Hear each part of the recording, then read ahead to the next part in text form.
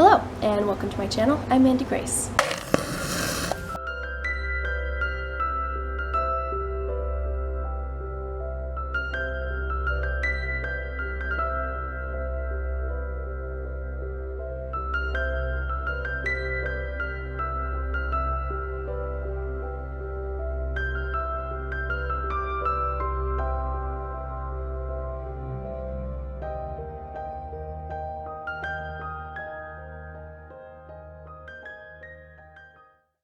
The air conditioning in this room is actually going to be really loud and annoying, but there are people home and I don't feel super comfortable filming videos of myself in spaces where I know they can hear me, because then I just feel very self-conscious. So I've come to a space where no one is currently located to film this video, but it also has very loud air conditioning, so I'm sorry. This video is the next in my line of writing craft, book of the month, reading vlogs, basically. So very early on in this year, I decided that I was going to read one book on writing craft or marketing, publishing, such like, to better myself as an author, both in the writing sense and then also in the publishing and marketing stuff. So that's what I've been doing, and I do feel like I've gleaned some amount of knowledge. Oh, we're mowing as well. There's going to be a lot of noises. I apologize. This was a terrible place to do this video. Anyway, I do feel that I have gleaned knowledge from the books that I've been reading. I haven't been blown away by any of them, but some of them were pretty good, and I do feel like I've learned from them. Some of them were hard to get through, and some of them I just did not find helpful. So there are reading vlogs on all of them. I will put as many as I can in the cards. I think I have a limit of like 5 cards per video or something, and since we're in July, there are 6 previous videos, so I can't do them all, but I will link them in the description, maybe, possibly, and then you can go check them out. But the point is, we're on the next one. So write your novel from the middle, a new approach for plotters, pantsers, and everyone in between, by James Scott Bell. It's apparently a #1 Amazon best-selling writing book. I don't know. It's pretty small. We'll see what's going on. I am what I would call a plantser, because I enjoy plotting, but I don't excessively plot. I will give myself an outline and like a general idea of what the character arc should be, so that I have a plan, and doing that has definitely improved my writing because I don't go off in random directions, and editing is not as painful. But anyway, I don't sit down and like plot out chapters and scenes and specific dialogue for those scenes. Like, no, I don't. So I'm not a crazy plotter, but I also don't entirely fly by the seat of my pants, so I'm not really a pantser. So I call myself a plantser. I'm quite happy there. I do a bit of plotting and a bit of pantsing because I really am at heart a discovery writer, so I like to find out the story as I'm writing it. It's enjoyable that way. So I give myself a lot of room to breathe in spite of the fact that I plot some things. My hand is shaking, and I really should have put it on this little tripod thing, but it's fine. Anyway, the point is, when it mentioned plotters, pantsers, and everything in between, I feel like I'm in between. Let's get into this.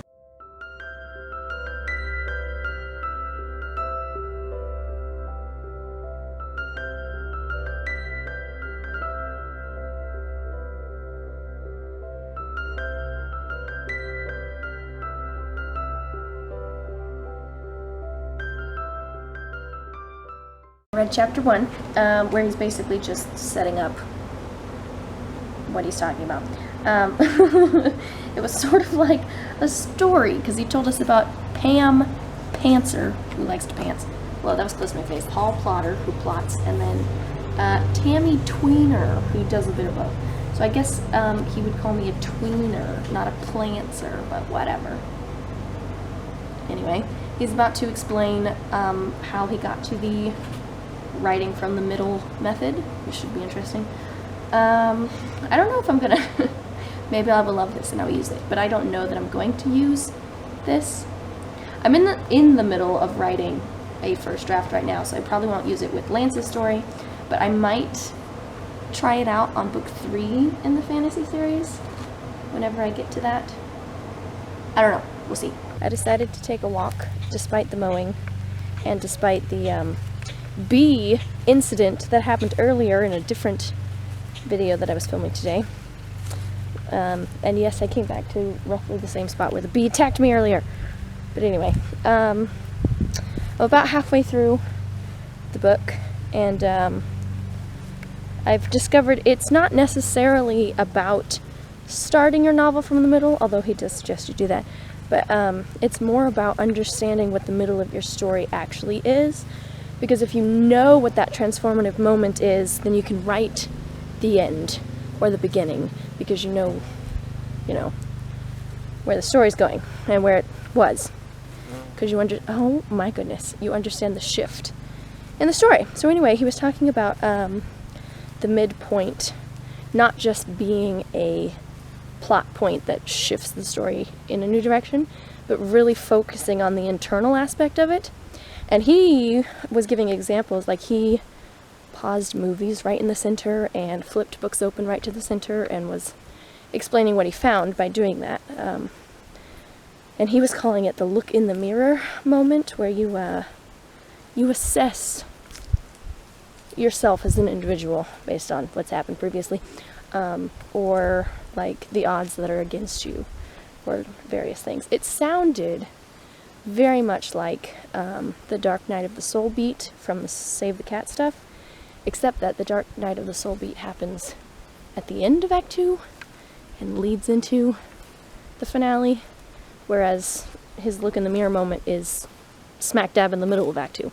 So I'm not sure exactly what the difference there is. Obviously he doesn't have a Dark Night of the Soul thing because he's not doing the Story Cat. But the Story Cat? The Save the Cat story. Anyway, whatever. He's not doing that. So he's not going to explain the difference to me. But it sounded remarkably similar. So I might have to figure out what the difference is myself. Pull out my old trusty Save the Cat book and compare the look in the moment midpoint versus the Dark Night of the Soul. Because it sounded exactly the same to me, and I was like, oh, this makes sense, but also it's in a different place in the story. But it was fascinating, all the examples he was giving of the emotional midpoint moments that he found in the middle of a bunch of movies and books. I went in to read for a bit, and I've come back out to chit-chat. Mowing is still happening, but hopefully it's far enough away it's not too annoying. I can't do anything for the noisy bugs and birds and things, but here we are. We moved past the explanation of what the look in the mirror moment is, and from there he started giving ways to use his little triangle with the look in the mirror moment at the top, and then the pre-story psychology and the transformation. Anyway, he basically described what all of it was, and then he gave really helpful, like, here's how to use this. If you're a plotter, here's how I outline, which I actually, interestingly, in that section, he has, like, he explains all the, different beats that he hits, and he has one called Lights Out, which is essentially the Dark Night of the Soul from the Save the Cat method.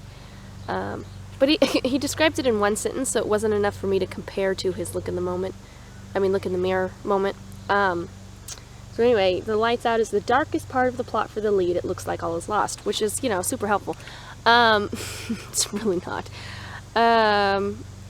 Yeah, I don't know. I'm gonna reread his, look in the mirror stuff to see if I can get a grasp on why this specific, taking stock of myself as a person is different from the Dark Night of the Soul, where you're like, can I do this? And then obviously you move forward and you beat the bad guys. Anyway, it seems so similar. Something is buzzing around my head and I don't like it. Anyway, it just seems very, very similar. And maybe it's just that there should be 2 of those moments in a story, but he's putting so much emphasis on the midpoint one versus the right before the finale one, which is different than what I've seen before. Maybe better, I don't know. He gave a lot of examples of stories where he had found that moment. Not necessarily that the writers of those stories intentionally did that, but the way he said it, he was like, they might not have done this on purpose, but their instinct as great writers made it part of the story. Anyway, and he had a lot of examples of movies and books. So I do think this like midpoint moment of like taking stock of internally and externally what's going on, and like, are we going to change moving forward? Like, I do think it's a great thing to add to a story. I'm going to try and incorporate that the way that he suggests here. But I'm still confused as to how and why it's different from The Dark Knight of the Soul. So, gonna do some research on that, I guess. But anyway, yeah, so he gives super helpful things of like, if you're a plotter, here's my outline, here's how I use it with my plot from the middle thing.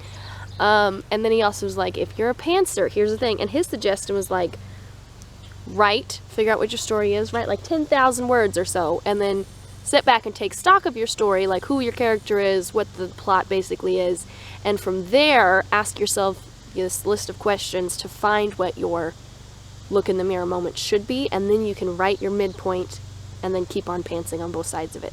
And then also he had some helpful questions for a tweener, as he calls it, or plantser as I call myself. So anyway, I thought that was great, actually, the way he was like, this is the method, and then he was like, if this is you, here's what I suggest. If this is you, here's what I suggest, which I thought was fantastic.